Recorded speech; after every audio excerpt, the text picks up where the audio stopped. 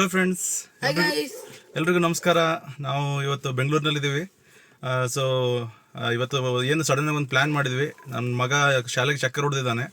ಹೊಡೆದ್ಬಿಟ್ಟು ಇವತ್ತು ಇಲ್ಲೆಲ್ಲಾದ್ರೂ ಹೋಗಿ ಬರೋಣ ಅಂತ ಹೇಳ್ದ. ಸೊ ನಾನು ಕೆಲಸಕ್ಕಿಂತ ಚಕ್ಕರ್ ಹೊಡೆದು ಇವಾಗ ಬನ್ನೇರುಘಟ್ಟ ನ್ಯಾಷನಲ್ ಪಾರ್ಕಿಗೆ ಹೋಗ್ತಾ ಇದ್ದೀವಿ. ಸೊ ಸಫಾರಿ ನೋಡ್ಕೊಂಡು ಬರೋಣ ಅಂತ ಹೋಗ್ತಾ ಇದ್ದೀವಿ. ಇದು ನಮ್ಮ ಮನೆಯಿಂದ ಸುಮಾರು ಒಂದು 3 ಕಿಲೋಮೀಟರ್ ದೂರದಲ್ಲಿದೆ. ಸೊ ಪಕ್ಕದಲ್ಲೇ ಇದ್ರೂ ನಾವು ತುಂಬ ರೇರಾಗೇ ಹೋಗೋದು. ಸೊ ಆದ್ದರಿಂದ ಇವತ್ತು ಬರೀ ನಾವಿಬ್ಬರು ಮತ್ತು ನಮ್ಮ ತಂದೆ ಮತ್ತು ನಮ್ಮ ಮಾವರು, ಹೌದು 4 ಜನ ಹೊರಟಿದ್ದೀವಿ. ಸೊ ಇದು ಬಾಯ್ಸ್ ಡೇ ಔಟ್ ಅಂತ ಹೇಳ್ಬೋದು. So let's go.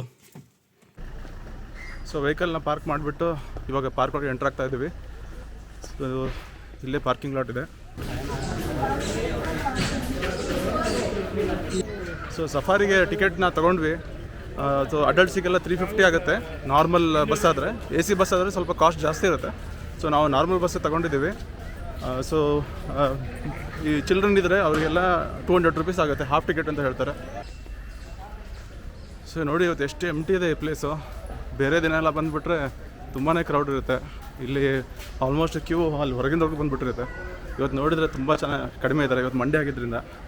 ಸೊ ಇದೇ ಅಡ್ವಾಂಟೇಜ್ ವೀಕ್ ಡೇಸ್ ಬರೋದು.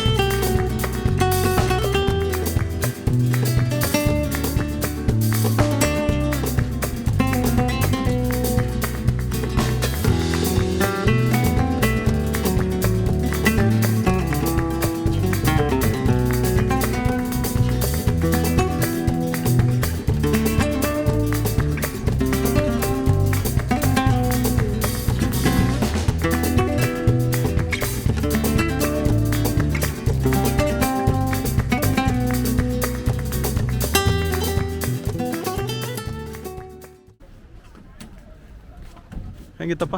ಚೆನ್ನಾಗಿತ್ತು. ಹೌದಾ? ಏನು ಇಷ್ಟ ಆಯಿತು? ವೈಟ್ ಟೈಗರ್ ಇಷ್ಟ ಆಯಿತಾ? ಮತ್ತು ನಾರ್ಮಲ್ ಟೈಗರ್ ಇಷ್ಟ ಆಗಲಿಲ್ಲ? ನಾರ್ಮಲ್ ಟೈಗರ್ ಇಷ್ಟ ಆಯಿತು. ಹಾಂ, ಇಷ್ಟ ಆಯಿತು. ಸೊ ಸಫಾರಿ ಅಂತೂ ಮುಗಿಸಿದ್ವಿ. ಸೊ ಟೈಗರ್, ಲೆಪರ್ಡ್ ಮತ್ತು ಲಯನ್ಸ್ ನೋಡಿದ್ವಿ. ಸೊ ಎಷ್ಟೇ ಆದರೂ ಝೂಲ್ಲಿ ಇದ್ದಿದ್ದು ನಾವು ಮತ್ತು ವೈಲ್ಡಲ್ಲಿ ನೋಡೋದಕ್ಕೂ ಡಿಫ್ರೆನ್ಸ್ ಇದ್ದೇ ಇದೆ. ಬಟ್ ಎನಿವೇಸ್ ಎಲ್ರಿಗೂ ವೈಲ್ಡಲ್ಲಿ ನೋಡೋಕ್ಕಾಗಲ್ಲ. ಇದೊಂದು ಒಳ್ಳೆಯ ಅವಕಾಶ. ಸೊ ಬಂದು ಇಲ್ಲಿ ನೋಡಿಕೊಂಡು ತುಂಬ ಹತ್ತಿರದಿಂದ ವೈಲ್ಡ್ ಕ್ಯಾಟ್ಸ್ನ ನೋಡ್ಬೋದು. ಟೈಗರ್ ಜಗನ್ ಮೇನ್ಲಿ ಟೈಗರ್ ನೋಡಲಿಕ್ಕೆ ಬಂದಿದ್ದ. ಸೊ ಅದನ್ನೇ ನೋಡಿದ್ವಿ ಝೂನಲ್ಲಿ. ಸೊ ಎಂಜಾಯ್ ಮಾಡಿದ್ವಿ. ಲಯನ್ ಅಂತೂ ತುಂಬ ಚೆನ್ನಾಗಿತ್ತು. ಏಷ್ಯಾಟಿಕ್ ಲೈನ್ ಇದ್ದಿದ್ದು. ಸೊ ಇಲ್ಲಿ ಆಫ್ರಿಕನ್ ಲೈನ್ಸ್ ಇಲ್ಲ. ಸೊ ಇಲ್ಲಿ ಪಾರ್ಕಲ್ಲಿರೋದೆಲ್ಲ ಏಷ್ಯಾಟಿಕ್ ಲೈನ್ಸು. ಸೊ ಇಷ್ಟು ದಿನ ನಮಗೆ ಅದ್ರ ಡಿಫ್ರೆನ್ಸಿಯೇಷನ್ ಗೊತ್ತಿರಲಿಲ್ಲ. ಬಟ್ ಇವಾಗ ಸ್ವಲ್ಪ ವೈಲ್ಡ್ ಲೈಫಲ್ಲಿ ಇನ್ವಾಲ್ವ್ ಆಗಿದ್ದರಿಂದ ಇವಾಗ ಡಿಫ್ರೆನ್ಸ್ ಗೊತ್ತಾಗುತ್ತೆ ನಮಗೆ. ಒಂದ್ಸತಿ ನೋಡಿದ್ದೆ, ಏಷ್ಯಾಟಿಕ್ ಲೈನ್ಸ್ಗೆ ಜಾಸ್ತಿ ಇರಲ್ಲ, ಕೂದಲು ಕಡಿಮೆ ಇರುತ್ತೆ. ಇವಾಗ ಸಫಾರಿ ಮುಗಿಸ್ಕೊಂಡು ನಾವು ಝೂ ಕಡೆ ಹೊರಡ್ತಾ ಇದ್ದೀವಿ. ಸೊ ಝೂಗೂ ಮತ್ತು ಸಫಾರಿಗೂ ಒಂದೇ ಟಿಕೆಟು, ಮತ್ತು ಸಪ್ರೇಟಾಗಿ ತೊಗೊಳ್ಳೋದೇನು ಇರಲ್ಲ. ಸೊ ನೀವು ಬರೀ ಅದಂತ ಬಟರ್ಫ್ಲೈ ಪಾರ್ಕಿಗೆ ಹೋಗ್ಬೇಕಂತ ಸಪ್ರೇಟಾಗಿ ತೊಗೊಳ್ಬೇಕು. ಇಲ್ಲಿ ಝೂ ಅಲ್ಲಿ ನೀವು ಏನಾದರೂ ಸುತ್ತಲಿಕ್ಕೆ ನಡ್ಕೊಂಡೋಕೆ ಆಗಲ್ಲ ಅಂದರೆ ನೀವು ವೆಹಿಕಲ್ ತೊಗೋಬೋದು. 50 ರೂಪೀಸ್ ಚಾರ್ಜ್ ಮಾಡ್ತಾರೆ. ಸೊ ಅದು ಹೆಂಗೆ ಅವೈಲೇಬಿಲಿಟಿ ಇರುತ್ತೆ ಆ ರೀತಿ.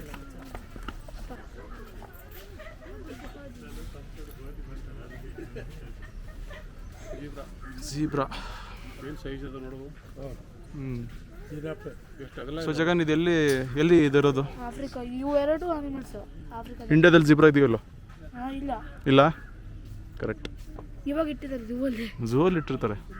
ನೇಟಿವ್ಲೇ ಅಲ್ಲ, ಇಂಡಿಯನ್ ಸ್ಪೆಷೀಸ್ ಎಲ್ಲ ಇದು.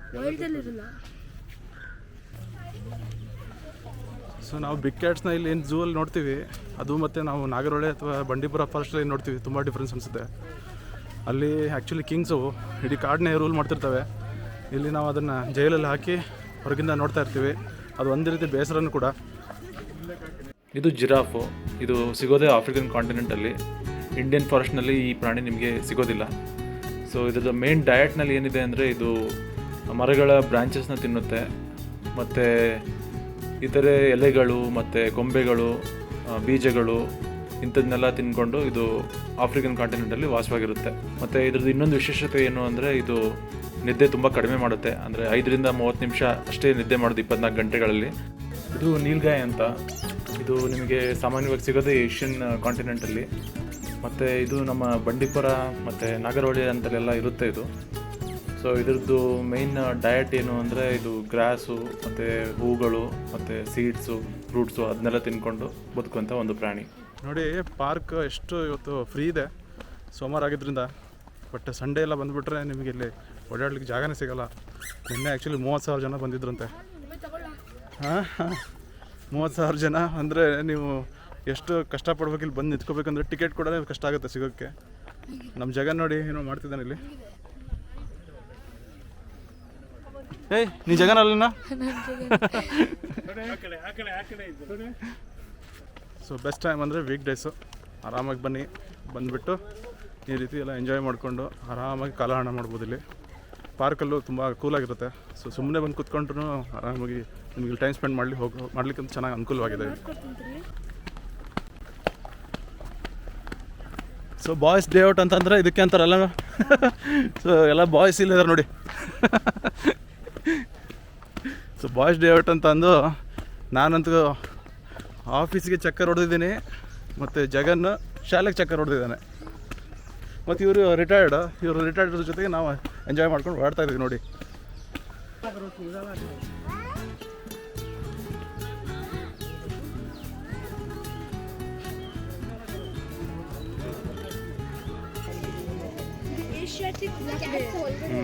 Asiatic black Khera? So black ಬೇರ್ ಮಲ್ಕೊಳ್ತು.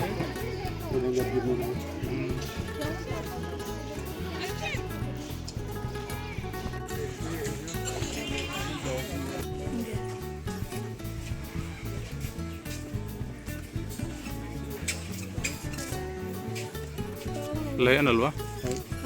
ಲಯನ್ ಇದು, ಲಯನಸ್.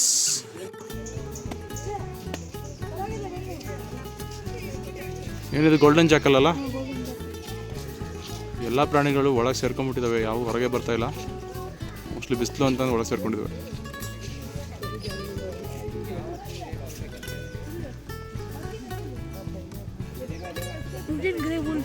ಉಲ್ಫ ಇದು? ಓ ಇಂಡಿಯನ್ ಗ್ರೇ ಉಲ್ಫ್.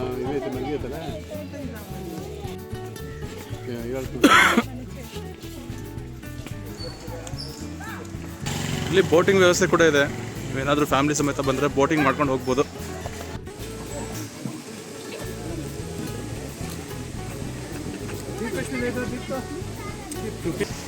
ಸೊ ಈ ಬೋಟ್ 4 ಜನರಿಗೆ ಅನುಕೂಲ ಆಗಂಗೆ ಇದೆ.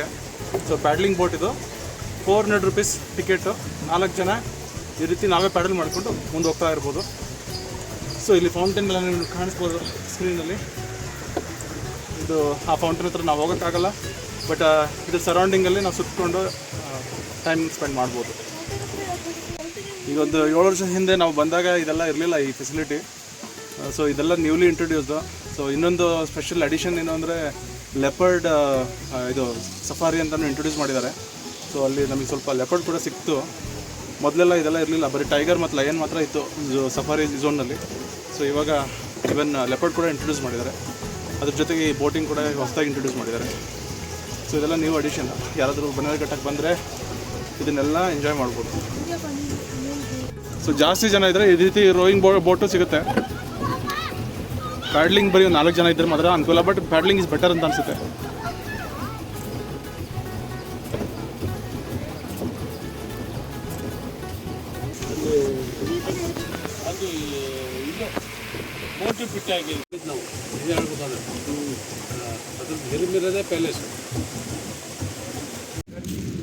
ಸೊ ಬೋಟಿಂಗ್ ಎಲ್ಲ ಮುಗಿಸ್ಕೊಂಡ್ವಿ, ತುಂಬ ಚೆನ್ನಾಗಿತ್ತು.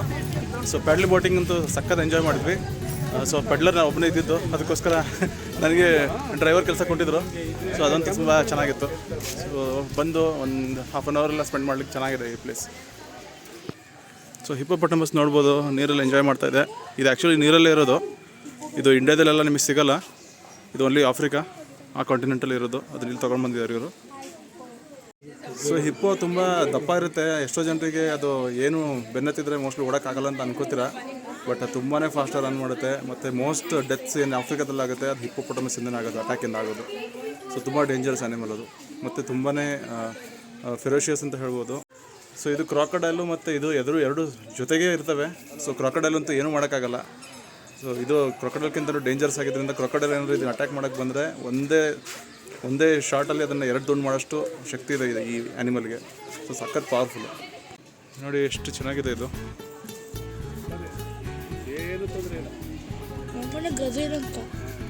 ನೋಡಿ ಇಲ್ಲಿ ಹಾಲು ಕುಡಿತಾ ಇದೆ. New Born. ಇವಾಗ ಆನೆಗಳನ್ನು ನೋಡೋಣ ಬನ್ನಿ.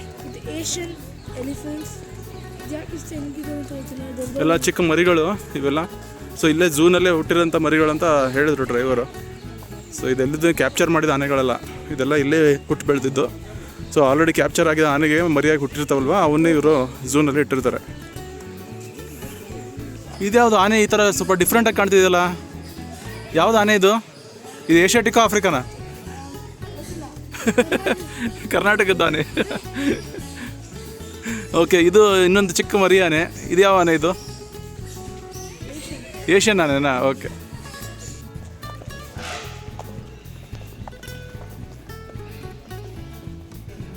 ನೋಡಿ ಆನೆ ಮಾವುತನ ಜೊತೆ ಇದೆ ಇಲ್ಲಿ. ಇವೆಲ್ಲ ಇವಾಗಲಿಂದನೇ ಟ್ರೈನ್ ಮಾಡ್ತಾ ಇದ್ದಾರೆ, ಚಿಕ್ಕ ಮರಿಗಳಿದ್ದಾಗಲಿಂದನೇ.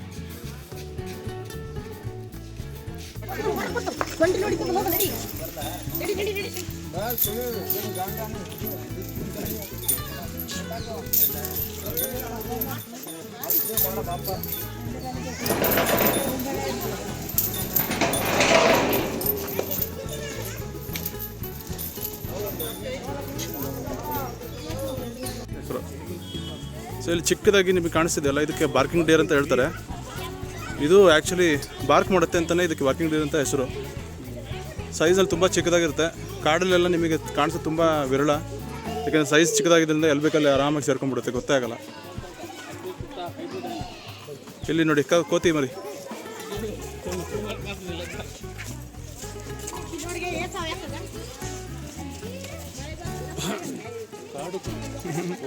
ಕೋತಿ ಮರಿ.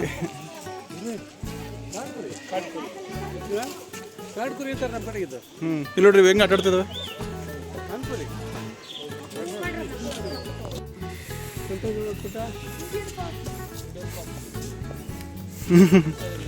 ಚಿಕ್ಕದಿದೆ ನೋಡಿ,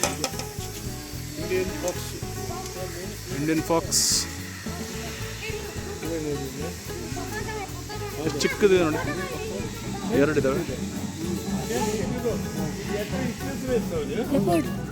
ಲೆಪರ್ಡ್ ಅಲ್ಲ ಅದು.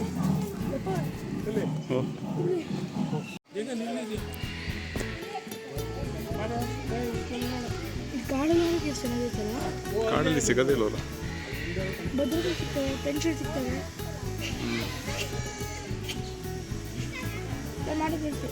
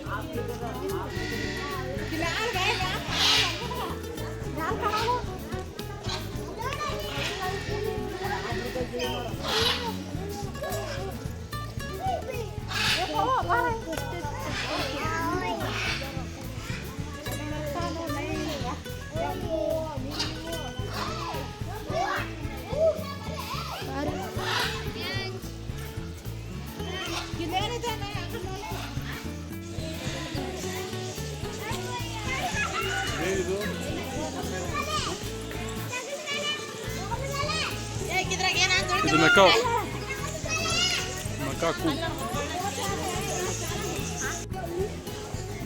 ವೈಟ್ ಪಿಕಾಕ್ ನೋಡಿದ್ದು, ಇದು ತುಂಬ ರೇರ್ ಇರಬೇಕಲ್ಲ.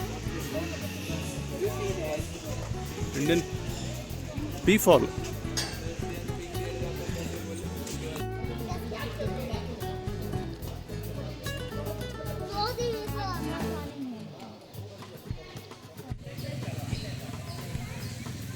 ಯಾವ ಲಯನ್ ಇದು? ಫೀಮೇಲ್ ಲಯನ್ ಇದು ಮೇಲ್. ಹೌದಾ? ಮತ್ತು ನೀನೇ ಕಲ್ಲಿದೀಯಾ?